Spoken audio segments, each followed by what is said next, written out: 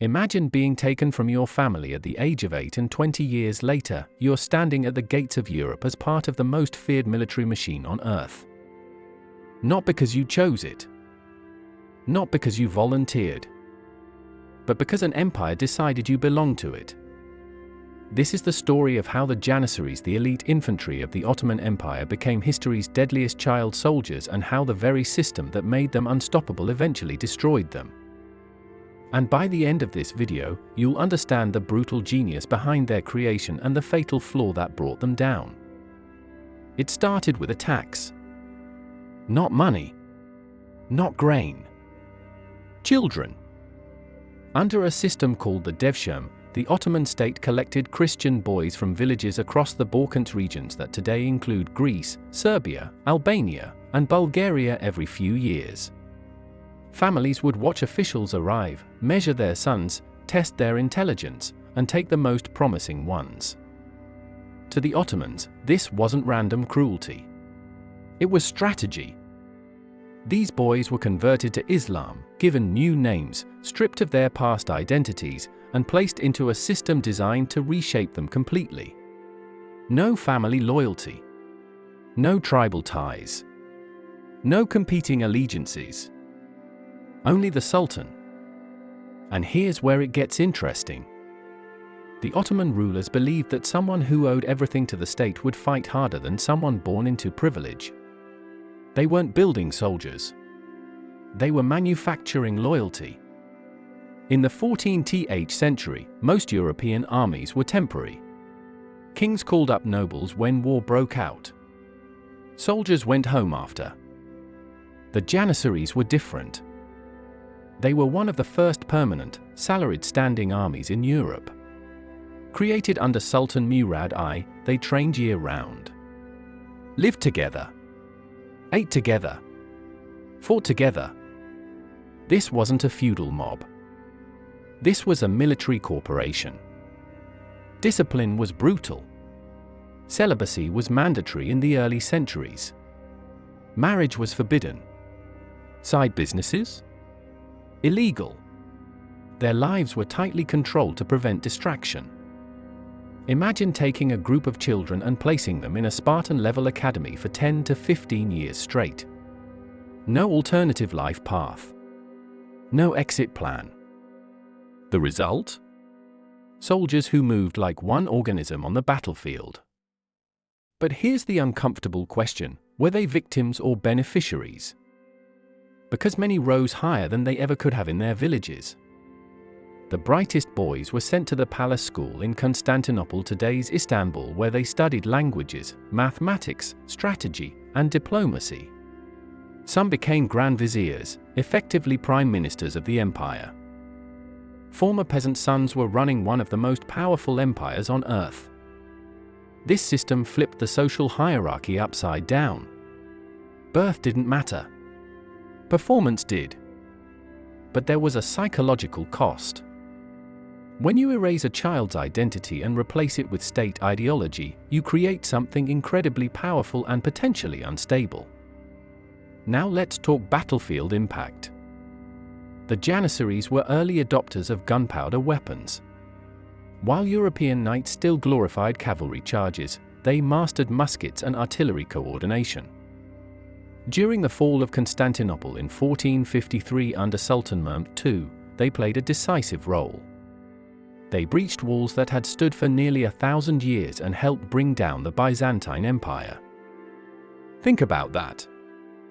They helped end an empire that traced its roots back to Rome. They were disciplined enough to hold formation under fire, trained enough to reload quickly, and fearless enough to advance while others hesitated. European armies studied them, feared them, copied them. They weren't just soldiers, they were a military innovation lab. But here's where every elite force faces its ultimate test: what happens when the king's sword realizes it's sharp enough to cut the king? Over time, the Janissaries gained political power. They were close to the Sultan. They lived in the capital. They influenced succession. And sometimes they did more than influence. They deposed sultans.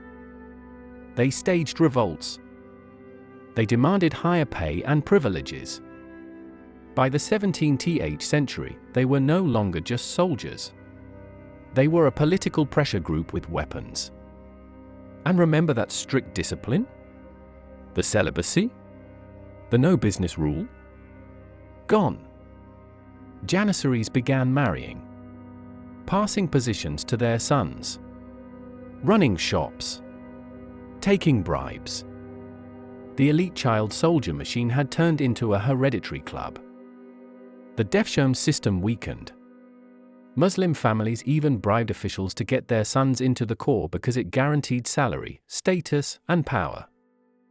What was once a merit-based, brutally selective system became bloated and corrupt. Imagine a startup that disrupts an entire industry, then 200 years later becomes the lazy monopoly it once defeated. That was the Janissaries. Training declined. Discipline eroded. Innovation stopped. Meanwhile, European powers modernized rapidly with better artillery, tighter formations, and industrial logistics.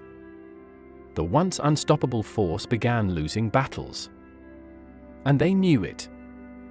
By the early 19th century, the Ottoman Empire was struggling. Reform was desperately needed. Sultan Mahmud II saw the problem clearly: the Janissaries were outdated and blocking modernization. But reforming them was dangerous. They had toppled rulers before. If he moved too aggressively, he could lose his throne or his head. So he did something bold. He created a new, Western-style army quietly and waited. In 1826, the Janissaries revolted against his reforms. This time, he was ready. He declared them traitors and ordered loyal troops to bombard their barracks. Cannons fired. Buildings burned. Thousands were killed in what became known as the Auspicious Incident. After nearly 500 years, the Janissary Corps was erased almost overnight. Think about the irony. An institution built by taking children and shaping them into perfect servants of the state was destroyed by the very state it once protected. Today, they're remembered as elite warriors. Military historians point to their discipline and structure as a precursor to modern professional armies. But their origin forces us to confront something uncomfortable. They were children taken from their homes and engineered into weapons. Their success wasn't accidental. It was systemic, ruthlessly optimized, strategically brilliant. And it proves a powerful truth: systems shape people more than people shape systems. The Ottomans built a machine that could conquer continents, but they forgot that every machine needs reform, evolution, and restraint. When it stopped adapting, it collapsed.